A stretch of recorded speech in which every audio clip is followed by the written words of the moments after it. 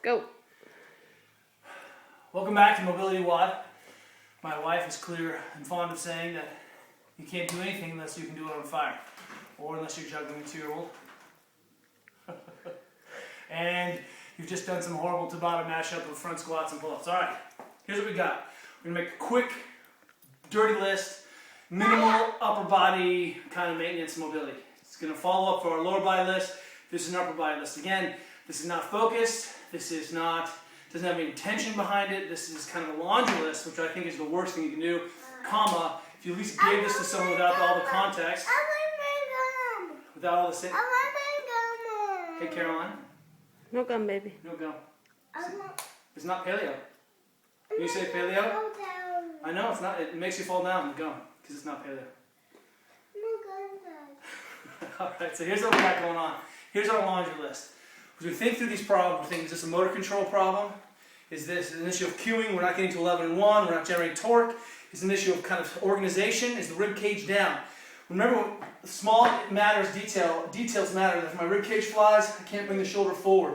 If my rib cage is down, I can consummate that overhead shoulder position. Those tests and retests are based on the fact that my rib cage is in and down and totally organized. Rib cage down, I can pull back farther than if I fly it out, right? The rib cage tilt is a killer. You see the same thing with the internal rotation. Rib cage is up. Imagine a throwing problem with the pitcher. Rib cage is down, suddenly I have full internal rotation, and my external rotators don't smoke as much, for example. All right, so. All right, let's go inside. Come on. Can't come back out there. All right, come inside. Watch your hands. God, these little kids, they have no respect for my creativity. All right, so first piece. As we start to think through this problem, my wife is fond of my split shorts, and Zach, his shirt rocks. You got to take the double lacrosse ball, the double hurling ball, you got to hammer the thoracic spine. Trying to extend through the whole motion segment one at a time, both arms over, keeping the ribs down. That's one. Number two, you've got to do the single rib. Loading that thing up, working on overhead. We're basically going to kind of separate shoulder problems into overhead, internal rotation, front rack. Okay, so in this position, I'm going to bridge up, push that thing into that second rib, probably first rib, try to drive that thing up and down, okay? You got the whole length of the scapula. Since I'm in this position, when we're working on the ribs, it goes behind the corner of the scapula, I internally rotate my hand into that position, and I try to get some motion through those ribs, back and forth, one at a time, rolling back and forth. So keeping with our whole rib model. Then, the most obvious, over the head, magic. You've got to do the double band. Put some light back on here. Double band, overhead, with external rotation. Bias external rotation first, bam! Then sneak in, okay? This solves so many problems.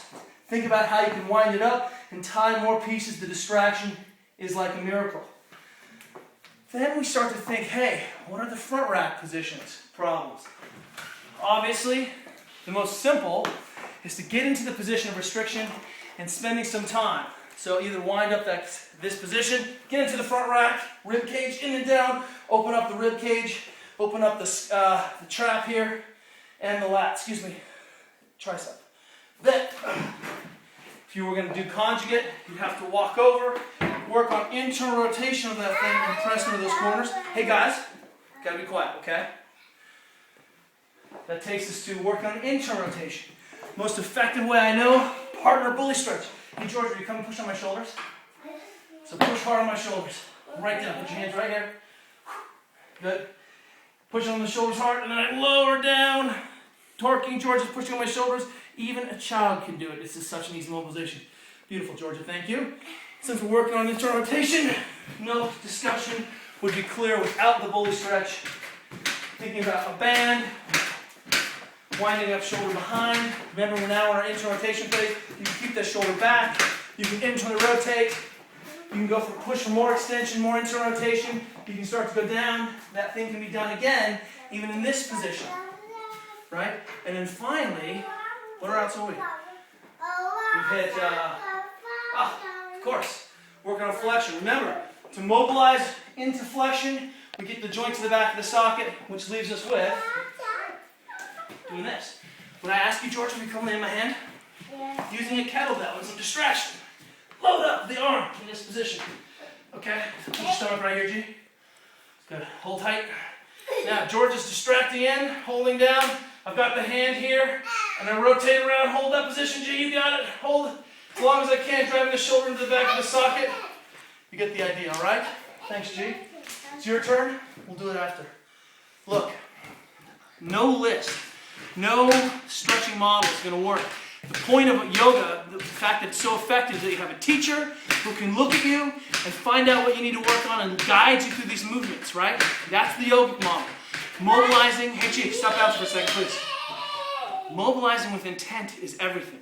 Finding out where you need to go and what's limiting you to remove the restriction is why we've got to go. Mobilize at the position of restriction. Do not get suckered into these laundry list pieces. They don't have intention, they don't have verb, they don't work, they're not effective, people throw them away. Mobilize with intent, then you'll see results, all right? Don't do the whole body every day, it's too much. Think about what you got to do and get her done. Otherwise, that's the second half of you kids in Japan.